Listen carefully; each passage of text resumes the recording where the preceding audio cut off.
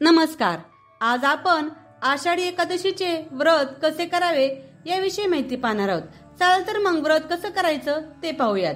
विठ्ठल हा विष्णूचा अवतार समजण्यात येतो. एकादशीच्या आदल्या दिवशी अर्थात दशमीच्या दिवशी एकभुक्त राहावे. एकादशीला पहाटे उठून स्नान करून तुळस वाहून विष्णूपूजन करावं. हा संपूर्ण दिवस उपवास करायचा असतो. रात्री हरिभजन करत जागरण करावं. विठ्ठल नामाचा जयघोष करत संपूर्ण दिवस देवाच्या नामस्मरणात घालवावा. या दिवशी पंढरपूरमध्ये असणारे वारकरी विठ्ठलाच्या आरती विठ्ठल नामाचा जयघोष करत असतात. आषाढ शुद्ध द्वादशीला वामनाची पूजा करून पारायण सोडावं. या दोन्ही दिवशी विष्णुदेवाची पूजा करावी आणि अहोरात्र तुपाचा दिवा लावावा. वारकरी संप्रदाय हा वैष्णव संप्रदायातील एक मुख्य संप्रदाय असून या संप्रदायात वार्षिक सहामाही जशी दीक्षा घेण्यात आली असेल तशा स्वरूपात वारी काढण्यात येते. पण वारी पायी केली तर शारीरिक तप घडते असाही समज आहे.